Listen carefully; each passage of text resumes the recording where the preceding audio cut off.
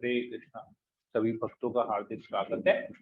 तो प्रभुपाद आश्रय कर रहे हैं तो तीसरा अध्याय वैष्णव शिष्टाचार, वैष्णव एटिकेट के बारे में ये अध्याय है। और हमने वैष्णव एटिकेट में तिलक के बारे में पढ़ा। तिलक धारण करना चाहिए, क्यों करना चाहिए, कैसे करना चाहिए, उसके बारे में पढ़ा। और कंठी माला पहनना चाहिए, क्यों पहनना चाहिए, कंठी माला पहनने के फिर क्या हमको रूल्स एंड रेगुलेशन, कैसे पहनना चाहिए, कब धारण करना चाहिए कंठी माला, रूल्स एंड रेगुलेशन, उसके बारे में भी हमने पढ़ा। तो आज हम लोग एक साधारण शिष्टाचार मतलब जनरल एटिक्वेट, क्या होता है जनरल एटिकेट, उसके बारे में हम पढ़ेंगे। हमारा दूसरों के साथ या हमारा सेल्फ, हमको कैसे, हमारा बिहेवियर कैसा होना चाहिए।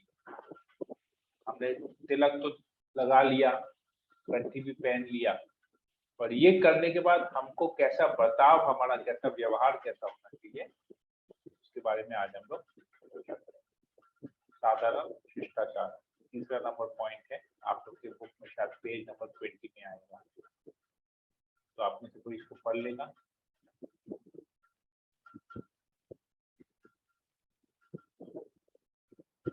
प्रभु मैं रीड कर दूं। हाँ पढ़ लीजिए। साधारण शिष्टाचार। हर किसी को हमेशा याद रखना चाहिए कि वह एक भक्त है और गुरु और कृष्ण के प्रतिनिधित्व कर रहा है। चाहे मंदिर में या घर पर, कार्यालय में या सड़क पर, बाहर काम करने पर, हर किसी को ऐसे तरीके से आचरण करना चाहिए जो गुरु और कृष्ण के लिए प्रशंसा प्राप्त करे, और उन सभी आचरणों से बचना चाहिए जो गुरु और कृष्ण को बदनाम करेंगे। नंबर 2, जहाँ तक संभव हो भक्तों को चमड़े से बने किसी भी सामान का उपयोग करने से बचना चाहिए। वह उन्हें जानवरों के वध के परिणाम के रूप में जानना चाहिए। जब तक किसी की सेवा में अपरिहार्य नहीं है, तब तक भक्त को चमड़े के जूते पहनने से बचना चाहिए, और बैग, वॉलेट, वॉच स्ट्रैप इत्यादि जैसे आइटम भी प्रयोग नहीं करने चाहिए। नंबर 3, यदि कोई किसी भक्त की निंदा करे या फिर उसके प्रति अपराध करे तो भी उसे गरिमा में आचरण को धारण करना चाहिए। नंबर 4, कोई निश्चित रूप से धोखाधड़ी के खिलाफ सावधानी बरत सकता है या जहां आवश्यक हो वहां कार्रवाई कर सकता है, फिर भी उसे किसी से झगड़ा करने अथवा बेकार तर्क में शामिल होने से बचने के लिए सावधान रहना चाहिए। नंबर 5, एक भक्त को विपरीत लिंग के साथ व्यवहार में विशेष रूप से सावधान रहना चाहिए। नंबर 6, शील रूप गोस्वामी का कहना है कि एक भक्त को सामान्य व्यवहार में असावधान नहीं होना चाहिए। दूसरे शब्दों में, किसी को मूल शिष्टाचारों और औपचारिकताओं को लौकिक मानते हुए छोड़ नहीं देना चाहिए और स्वयं को दिव्य मानते रहना चाहिए। नंबर 7, किसी को अपने पैर से छूने का अपराध है। यदि किसी को मंदिर में बैठे भक्तों के बीच में से जाना है तो उसे यह अंकित करने के लिए एक हाथ का विस्तार करना चाहिए कि वह जाने के लिए उत्सुक होना चाहता है, तो वे भक्त अपने घुटनों को मोड़ लेंगे ताकि वह भक्त जा सके चित्रण में देखने के लिए। नंबर 8, यदि गलती से कोई भक्त को अपने पैर से छू देता है तो उसे भक्त के शरीर को धीरे से अपने दाहिने हाथ से छूना चाहिए और तब अपने दाहिने हाथ को अपने सिर से छूना चाहिए। यह अपराध को खत्म कर देता है। प्रचार का शिष्टाचार। हमारे कार्य और व्यवहार हमारा सबसे अच्छा प्रचार है, क्योंकि हमारे कार्य हमारे शब्दों से अधिक जोर से बोलते हैं। जैसा कहा जाता है कि आपके कार्य इतने जोर से बोलते हैं कि मैं यह नहीं सुन सकता कि आप क्या कर रहे हैं। प्रचार का मतलब हृदय का परिवर्तन, ना केवल बौद्धिक रूप से किसी को पराजित करना। इसका मतलब यह नहीं कि हमें अपने दर्शन को सही तरीके से प्रस्तुत नहीं करना चाहिए। सभी भक्तों को श्रील प्रभुपाद की किताबों का अध्ययन करने और उन्हें अच्छी तरह से समझने का प्रयास करना चाहिए और ईमानदारी से पढ़ने और सुनने के लिए ईमानदारी से पेश करने का प्रयास करना चाहिए। प्रचार करने के तरीके सीखने के लिए अन्य पुस्तकों को पढ़ने या अन्य दार्शनिकों को पढ़ने की आवश्यकता नहीं। आध्यात्मिक गुरु का नर्म सेवक सबसे अच्छा प्रचारक है। भक्ति रसामृत सिंधु में प्रचार के सिद्धांत को श्रील रूप गोस्वामी द्वारा अच्छी तरह से वर्णित किया गया है। येन केन प्राक्रेन मनः कृष्ण निवेशयत, किसी भी प्रकार हमें सदैव कृष्ण का स्मरण करना चाहिए। अंत तो गत्वा लोगों का हृदय परिवर्तन उस सिद्धांत के प्रवचन के द्वारा नहीं होगा जो हम बोल रहे हैं, अपितु जितनी मात्रा में उस सिद्धांत को हम अपने जीवन में उतारते हैं और आध्यात्मिक ज्ञान को अपने जीवन में अनुभव करते हैं, उसके द्वारा होता है। हमारा प्रचार सामान्यतः विनम्रता से किया जाना चाहिए, ना कि श्रेष्ठता के दृष्टिकोण को धारण करके। प्रचार करते समय हमें आध्यात्मिक गुरु के शब्दों को ही दोहराना चाहिए और अपने संदेश को एक डाकिया की तरह देना चाहिए और हमें कभी यह नहीं सोचना चाहिए कि हम पिछले आचार्यों से अधिक जानते हैं कि प्रचार कैसे करें। हमें प्रचार की शक्ति उस हद तक मिलती है जिस हद तक हम पूर्ववर्ती आचार्यों के शब्दों का ही प्रचार करते हैं। एक प्रचारक को प्रचारित किए जाने वाले व्यक्ति के प्रति करुणा और चिंता दिखानी चाहिए। यदि आवश्यक हो तो उसकी तुच्छ भौतिक समस्याओं पर भी ध्यान देना पड़ सकता है। जगह, समय और लोगों के अनुसार हमें सत्य की प्रस्तुत करना चाहिए। हमारा लक्ष्य लोगों को कृष्ण भावना भावित बनाना है और हमें इसे ध्यान से रखते हुए प्रचार करना चाहिए और जो आवश्यक है वह करना चाहिए। प्रचार करते समय हमारा एक संतुलित दृष्टिकोण होना चाहिए। एक अच्छा प्रचारक हमेशा विभिन्न श्रेणियों के व्यक्ति की आवश्यकताओं को समझता है। जैसे भौतिक जीवन में बैंकर, वकील, डॉक्टर इत्यादि की आवश्यकता होती है, उसी प्रकार आध्यात्मिक जीवन में भी गृहस्थ भक्त और सन्यासी भक्तों की आवश्यकता होती है। दोनों प्रकार के भक्त आवश्यक और मूल्यवान होते हैं। किसी विशेष व्यक्ति की प्रचार करते समय हमारा दृष्टिकोण उसको यह सलाह देने का होना चाहिए कि उसकी कृष्ण चेतना के लिए सबसे अच्छा क्या है। योग्य ब्रह्मचारियों, योग्य गृहस्थों, योग्य वानप्रस्थों और योग्य सन्यासियों की आवश्यकता, और हमें हर व्यक्ति को प्रोत्साहित करना चाहिए कि वह कैसे आध्यात्मिक प्रगति कर सके और श्रील प्रभुपाद के मिशन की सेवा कर सके। जब कोई अन्य भक्त प्रचार कर रहा है तो मूल शिष्टाचार का पालन किया जाना चाहिए। जब तक कुछ अत्यंत जरूरी नहीं है तब तक उसे अचानक बाधित नहीं किया जाना चाहिए। मूल शिष्टाचार का पालन किया जाना चाहिए, जैसे मुस्कुराहट के साथ अभिवादन करना, यदि कोई मार्गदर्शन प्राप्त करना चाहे तो उसकी मदद करना। नए लोगों को भक्त संघ में एक गृह अनुकूल वातावरण महसूस होना चाहिए और उन्हें प्रचुर मात्रा में प्रेम और आतिथ्य देना चाहिए।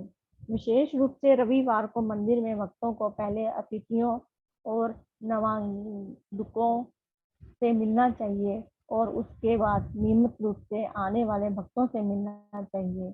जब हम लोग नए लोगों को प्रचार कर रहे हो तो हमें हमेशा याद रखना चाहिए कि भक्तों को प्रचार करना भी बहुत महत्वपूर्ण है। इसलिए जब हम नवागंतुक भक्तों को प्रचार कर रहे हो तो नियमित भक्तों को भी उपेक्षित नहीं किया जाना चाहिए। बाहरी कार्यक्रम में व्याख्यान के बाद प्रश्न पूछने के लिए नवागंतुकों को और मेहमानों को प्राथमिकता दी जा सकती है, खासकर जब समय सीमित हो। नियमित भक्त एक ऐसे माहौल को बनाने के लिए उचित प्रश्न पूछ सकते हैं जिसमें नए आने वालों को अपने प्रश्न पूछने के लिए प्रोत्साहन मिले। जब नए आने वाले भक्त अपने प्रश्नों को समाप्त कर चुके और अभी भी अधिक प्रश्नों के लिए समय बाकी हो, हमें कृष्ण के लिए कुछ करने के नाम पर राज्य के कानूनों को तोड़ने का समर्थन प्रचार नहीं करना चाहिए। भक्तों को भी इन कानूनों का पालन करना चाहिए। हमें सांप्रदायिक नहीं होना चाहिए। हमें सभी प्रामाणिक धार्मिक और आध्यात्मिक मार्गों का सम्मान करना चाहिए। विशेष रूप से हम अन्य वैष्णव संप्रदायों के लिए विशेष सम्मान दिखाना चाहिए। प्रचार संदेश। प्रचारक को सहनशीलता का अभ्यास करना चाहिए। विरोधी तत्वों को सामना करते समय प्रचार कार्य करते हुए उसे अनेक विरोधी तत्वों का सामना करना पड़ता है। अतः साधु या भगवत भक्तों को अत्यंत सहनशीलता या सहिष्णु होना पड़ता है, क्योंकि व्यक्ति उसके साथ दुर्व्यवहार कर सकता है, क्योंकि बद्धजीवी व्यक्ति के दिव्य ज्ञान को प्राप्त करने के लिए राजी नहीं होते, वे इसे पसंद नहीं करते। यही उनका रोग है। साधु को भक्ति की महत्ता को समझने का प्रशंसारित कार्य करना होता है। कभी कभी भक्तों के ऊपर हिंसक प्रहार कर दिया जाता है। जीसस क्राइस्ट को क्रूस पर चढ़ा दिया गया। हरिदास ठाकुर को 22 जगह भरे बाजार में बैठ से पीटा गया और भगवान चैतन्य के प्रमुख सहायक नित्यानंद पर जगाई तथा मगाई द्वारा हिंसक प्रहार किया, तो भी वे सहिष्णु बने रहे, क्योंकि उनका उद्देश्य पतितों का उद्धार करना था। साधु में सबसे बड़ा गुण यह होता है कि वह सहिष्णु होता है और पतितों के प्रति दयालु होता है। वह दयालु होता है क्योंकि वह समस्त जीवों का शुभ चिंतक है। हरे कृष्ण प्रभु। हरे कृष्णा माता जी को पढ़ने के लिए बहुत बहुत धन्यवाद। अभी हम देखेंगे, हम लोग का हिंदी ठीक नहीं है। पढ़ते समय हम लोग बहुत सारे शब्दों को गलत पढ़ते हैं, जिसकी वजह से वो सेंटेंस ठीक नहीं होता है और गलत मतलब भी निकलता है। तो उपाय है कि हमको बहुत धीरे धीरे पढ़ना चाहिए। हमको कोई हड़बड़ी नहीं है, हमारी ट्रेन नहीं छूट रही है कि अगर इसको पढ़ के हमको तुरंत एक ट्रेन पकड़ना है, ऐसा कुछ है नहीं। तो आराम से पढ़ना चाहिए। जहाँ पर सेंटेंस खत्म होता है तो थोड़ा सा एक विश्राम करना चाहिए, एक बार एक अपने आप को एक पॉज करना चाहिए, फिर दूसरा सेंटेंस चालू करना चाहिए। तो क्या है, तो कंटिन्यू करते हैं तो एक सेंटेंस समझते समझते दूसरा सेंटेंस स्टार्ट हो जाता है, जिसकी वजह से हमको समझने में बहुत दिक्कत होती है, विशेषकर जब बहुत ज्यादा हम पढ़ते हैं। जैसे मुझे पता है, मुझे ऐसा लगता है, पता नहीं क्योंकि अभी हमने जितना भी पढ़ा किसी को एक लाइन भी समझ में नहीं आया होगा। ऐसा है क्या? सबको सब कुछ समझ में आ गया?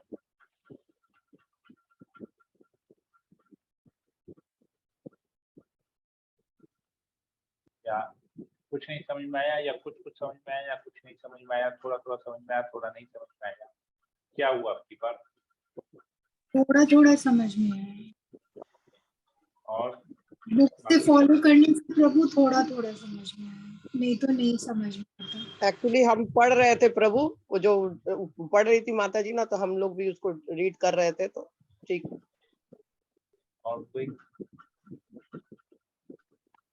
और किसी को कोई है ऐसा जिसको कुछ नहीं समझ में आया होगा, या बहुत सब कुछ समझ में आ गया होगा?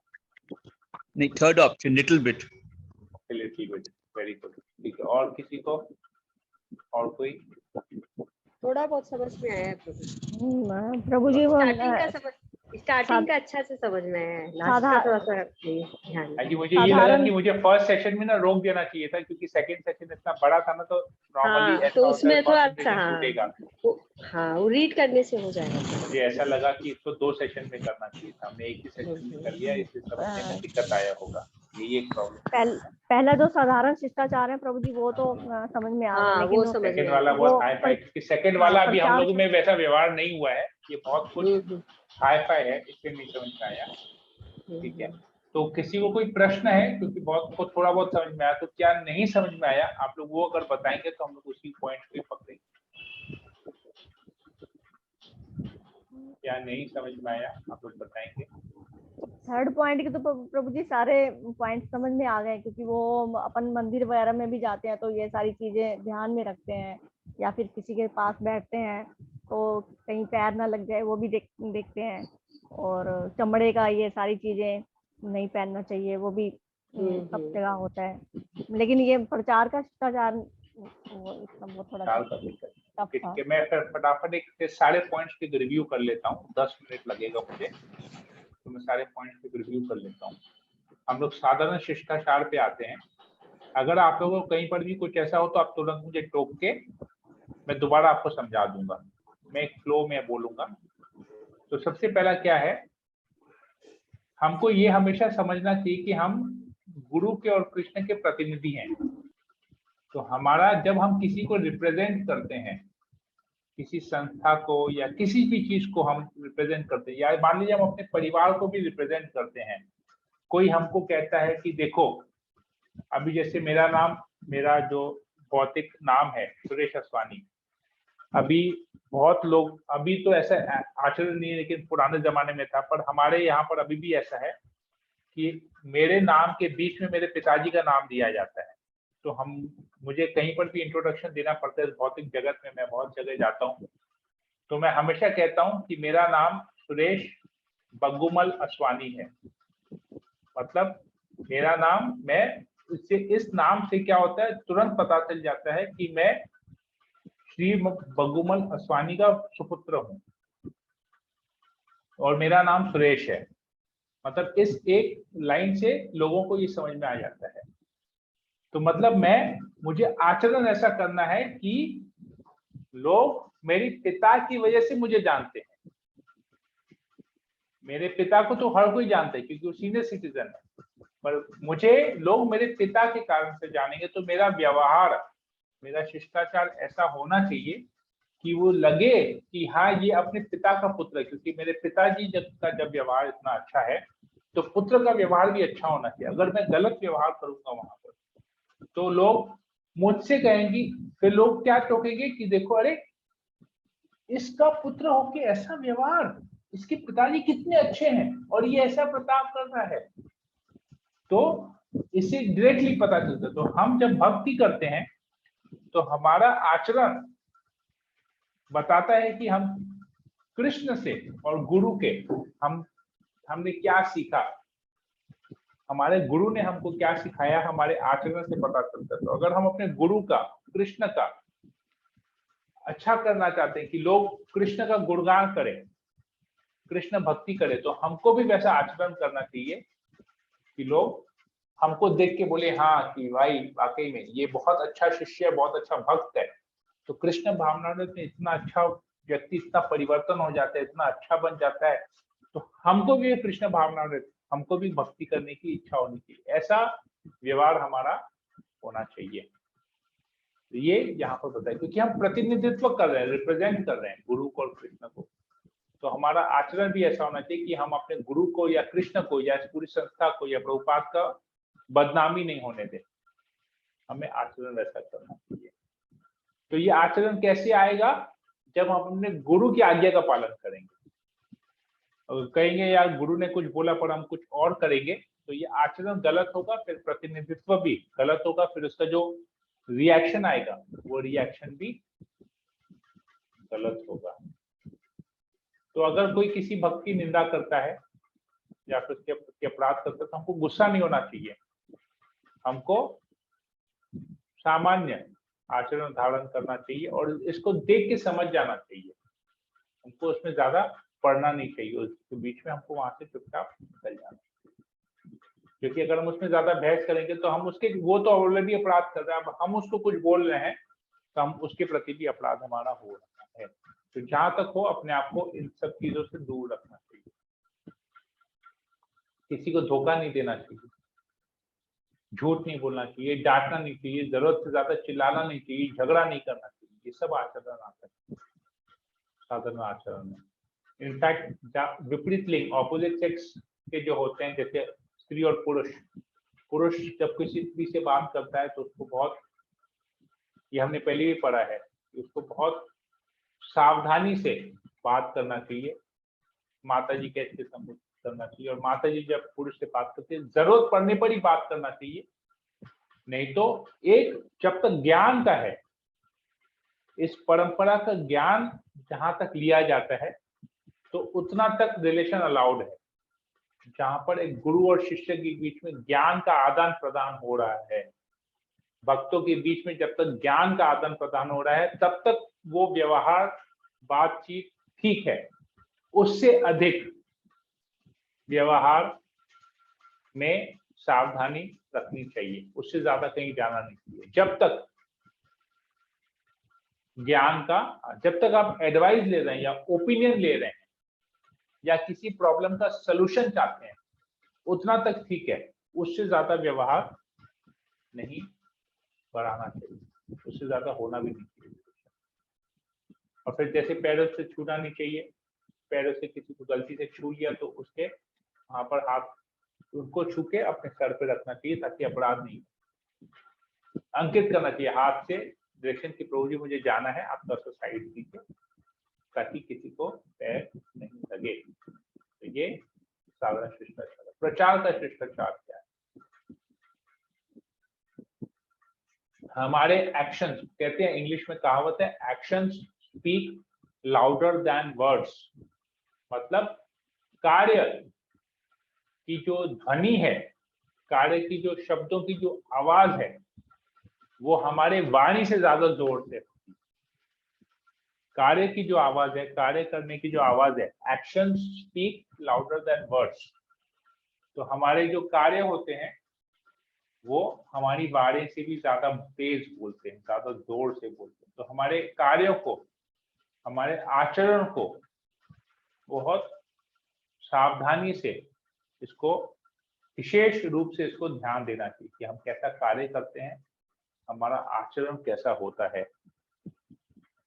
तो प्रचार का मतलब है हृदय का परिवर्तन, केवल दूसरे का हृदय नहीं, अपना खुद का भी हृदय का परिवर्तन होना चाहिए। अगर हमारा हृदय परिवर्तन हो रहा है प्रचार से, तो हम जो प्रचार करेंगे उससे दूसरे का भी हृदय परिवर्तन होगा, वो भी उसको अप्रिशिएट करेगा, वो भी उसको अपने जीवन में अपनाएगा। अगर हम ईमानदारी कर दिखाते हैं अपने जीवन में, अपने स्वभाव में, तो दूसरे लोग भी ईमानदारी दिखाएंगे। अगर हम धोखाधड़ी करते हैं तो हम किसी से ईमानदारी की उम्मीद करना हमारे लिए बेवकूफी, क्योंकि हम खुद उसको धोखा दे रहे हैं। ये प्रचार में बहुत वो होना चाहिए, सतर्कता बरतनी चाहिए कि हम जो रिलेशन मेंटेन कर रहे हैं या हम जो रिलेशन स्थापित कर रहे हैं दूसरे लोगों के साथ, जब प्रचार कर रहे हैं, उनको भक्त बनाने का प्रयास कर रहे हैं, तो हमको बहुत ऑनेस्ट होना चाहिए, ये सब चीजें बहुत स्ट्रेट फॉरवर्ड भी होना चाहिए। हमको बातों को घुमा के नहीं बोलना चाहिए जिससे कोई दूसरा मतलब निकले। स्ट्रेट फॉरवर्ड बात करनी चाहिए, सीधे सीधे जो है यही है, ये फैक्ट है, तो फैक्ट को बोलना चाहिए, घुमा फिरा के बातों में किसी को उलझाना नहीं चाहिए।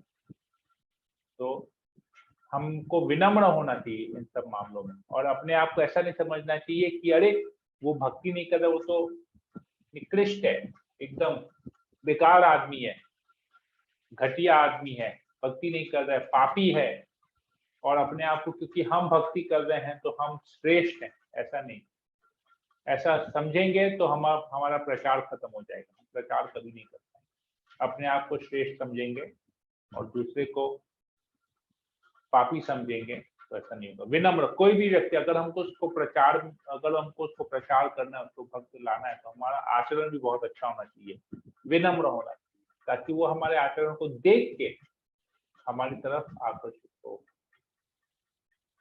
जैसा गुरु कहते हैं हमको उसी को फॉलो करना चाहिए, एक डाकिया की तरह, पोस्टमैन की तरह। जैसे पोस्टमैन का कार्य क्या है, पोस्ट ऑफिस से चिट्ठी लिया और जिस एड्रेस पे, उस एड्रेस पे जाके उस व्यक्ति को दे दिया। चिट्ठी खोल के पढ़ता नहीं है वो डाकिया, सील एनवेलप मिला है, सील एनवेलप डिलीवरी करता है, बस उसके अंदर क्या है नहीं है उसको देखने की जरूरत नहीं है, उसको जो ड्यूटी मिला उसको वो ड्यूटी करना है। वैसे ही हम जब प्रचार करते हैं तो हमको गुरु जैसा बोलते हैं, हमको वैसा ही प्रचार करना चाहिए।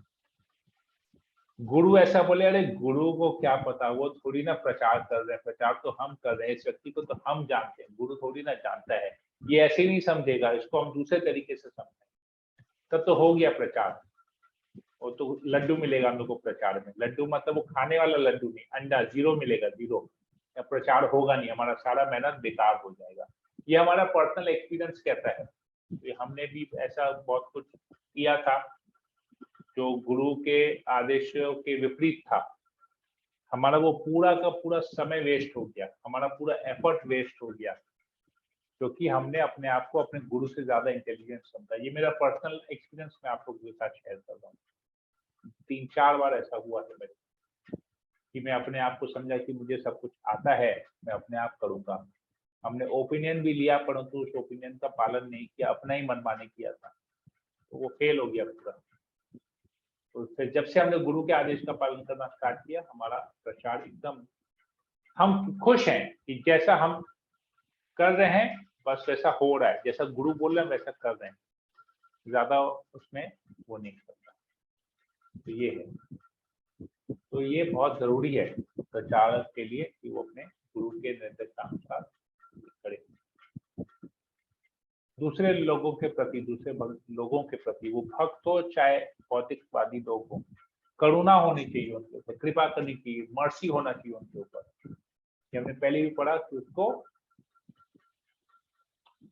निकृष्ट नहीं समझना, नीच नहीं समझना चाहिए, करुणा उनको दिखानी चाहिए कि वो समझना चाहिए, अरे मन ही मन में सोचना, अरे ये लोग अज्ञानता में क्या क्या पाप कर रहे हैं, ये उनके लिए हानिकारक है। तो हमको उनको प्रचार करना, उनको पाप करने से रोकना, उनको सही मार्ग पे लाना है। तो ऐसी दया भावना से हमको प्रचार करना होना चाहिए, एकदम क्लियर विजन होना चाहिए। वो सबकी अलग अलग श्रेणियों के भक्तों की आवश्यकताओं को समझता है। जैसे हम अगर जैसे भौतिक जीवन हम जी रहे हैं, तो हमको बैंक में अकाउंट भी खोलना है, तो हमको अपने घर में इलेक्ट्रिशियन भी चाहिए, अपने इलाज के लिए डॉक्टर भी चाहिए, कभी हम बीमार पड़ते हैं, हमारा बाथरूम में कभी कुछ फिटिंग्स खराब हुआ, कभी कुछ प्लम्बर की भी आवश्यकता है। तो जैसे जैसे हमको अपने भौतिक जीवन में बहुत सारे लोगों की आवश्यकता है अपना जीवन जीने के लिए, हमारे छोटे मोटे कार्य और बहुत लोगों के साथ हमको संपर्क में आना पड़ता है कार्य करने के लिए। हर कार्य हमारे लिए करना संभव नहीं है। कभी कुछ कोर्ट केस होता है तो हमको एक लॉयर की जरूरत पड़ती है, कोई एडवाइस की जरूरत पड़ती है, तो बहुत सारे लोगों के पास हमको जाना पड़ता है, बहुत सारे लोगों के साथ हमको डीलिंग्स करना पड़ता है जो अलग अलग प्रोफेशन में है। तो उनकी जरूरत जब हमको है इस भौतिक जगत में, तो हमको आध्यात्मिक जीवन में ठीक उसी प्रकार बहुत सारे भक्तों की जरूरत है जो हमको सही मार्गदर्शन दे सके, सही गाइडेंस दे सके, सही ज्ञान दे सके। हमको कभी ये सोचना नहीं चाहिए कि हम इसमें श्रेष्ठ, हमको सब कुछ ज्ञान मिल गया, अभी हमको किसी की जरूरत नहीं। ऐसा कभी सोचना ही नहीं चाहिए, क्योंकि हमको कब किसकी जरूरत पड़ेगी हमको खुद पता नहीं। तो ये कब किसकी जरूरत पड़ेगी, अगर हम लोगों के साथ दुर्व्यवहार करेंगे, सबको निकृष्ट समझेंगे, अपने आप को श्रेष्ठ समझेंगे, तो फिर हम रिलेशन कैसे बनाएंगे लोगों के साथ, संभव नहीं है। तो जिस प्रकार हमको एक गृहस्थ भक्त की आवश्यकता है गाइडेंस के लिए, उसी प्रकार हमको एक ब्रह्मचारी की भी आवश्यकता है, एक सन्यासी की भी आवश्यकता है जो हमको गाइड करेंगे। सब लोग अपने अपने एक्सपीरियंस से हमको गाइड करेंगे। जैसे एक वकील हमारा बाथरूम में आके हमारा फ्लश को ठीक नहीं कर सकता है, एक इलेक्ट्रिशियन जाके हमको बैंक से पैसा मेरा साइन करके बैंक से मेरा काम नहीं कर सकता है, वैसे एक डॉक्टर मेरे दुकान में खड़े रह के मेरे लिए कस्टमर को अटेंड करके सेल्समैन ही नहीं कर सकता। सबका अपना एक पोजीशन है।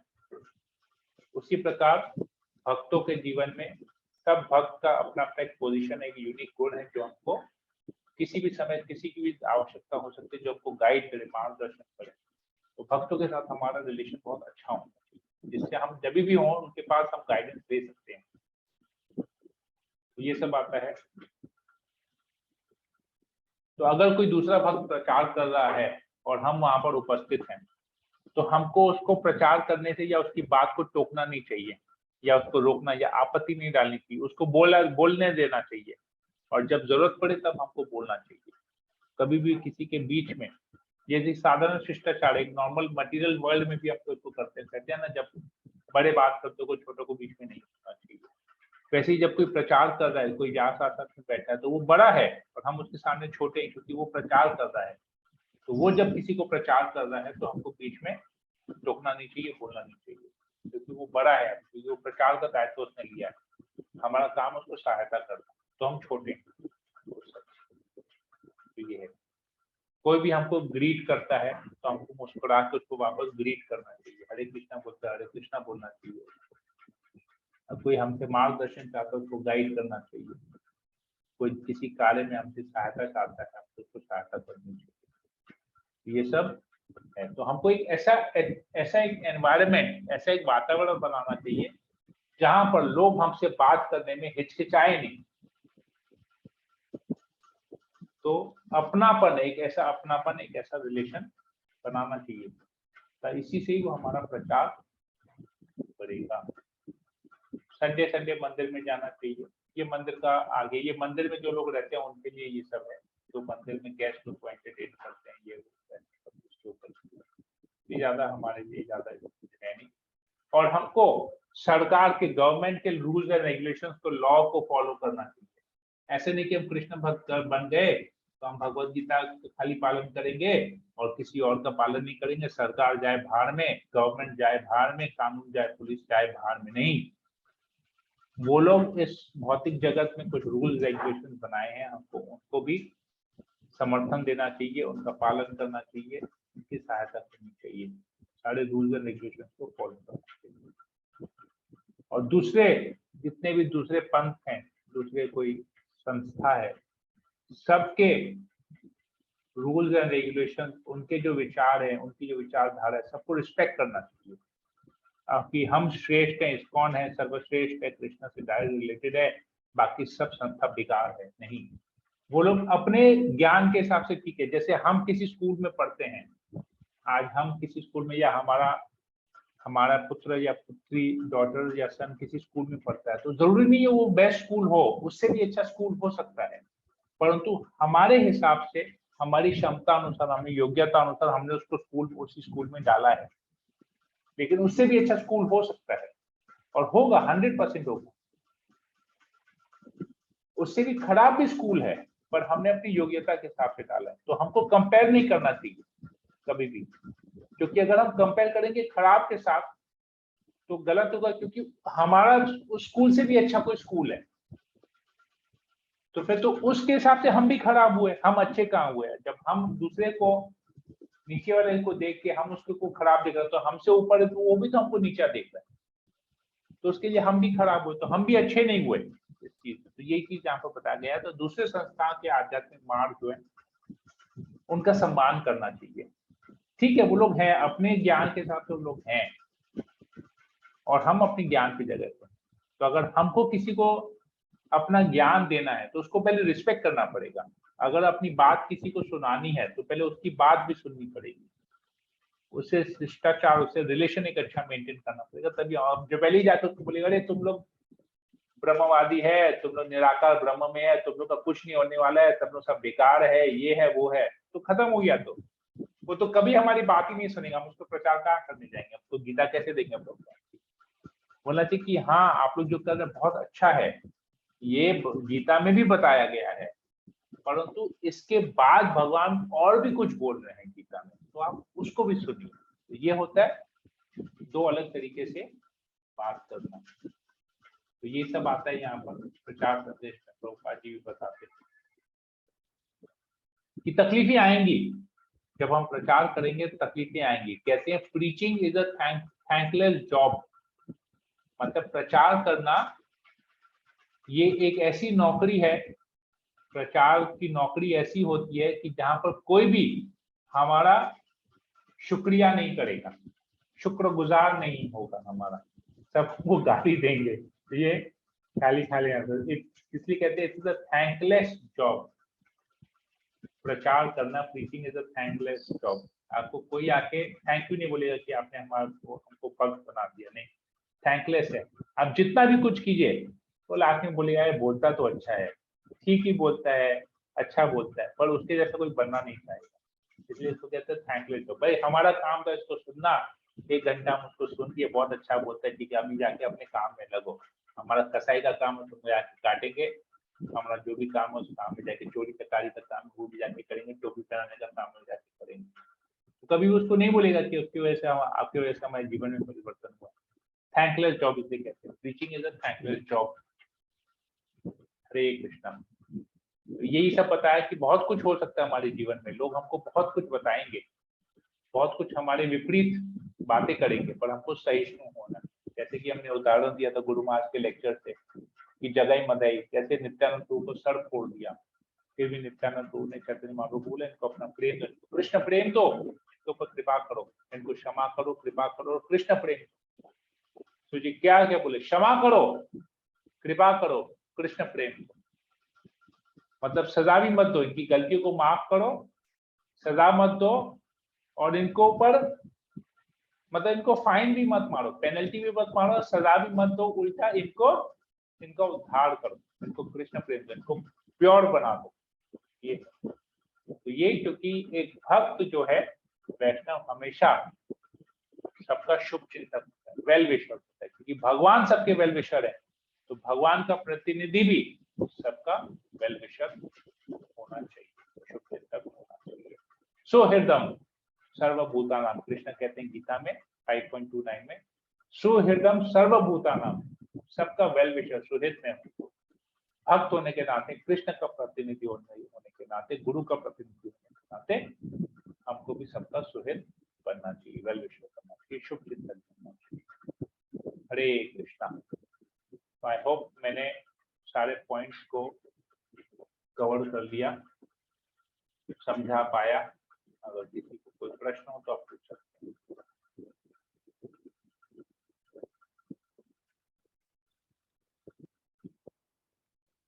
हरे कृष्णा। 2 मिनट का समय है, तो आप लोग मतलब किसी से बोलना हो या पूछना हो।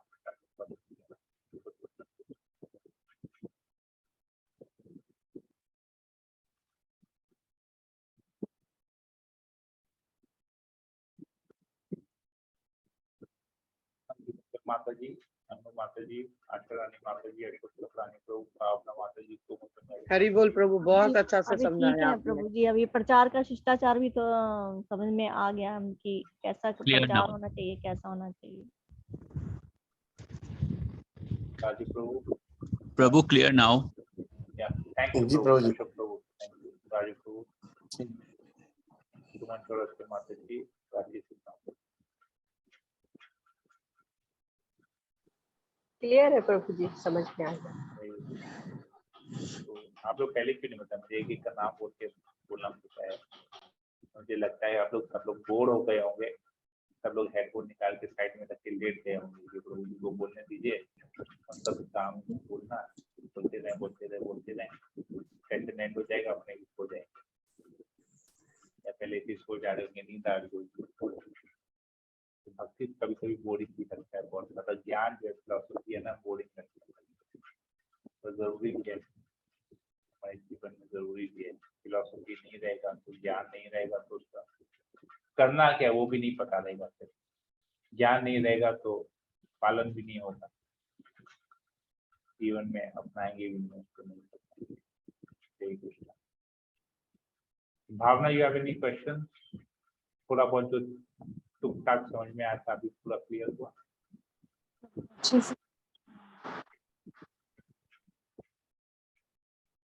सुमन? नो प्रभु, नो क्वेश्चंस। क्लियर हुआ सब? आई होप मैं क्लियर कर पाया, मुझे बताने। यस प्रभु। ठीक है, तो और किसी को कोई प्रश्न नहीं है? मैं सेशन को एंड कर सकता हूँ।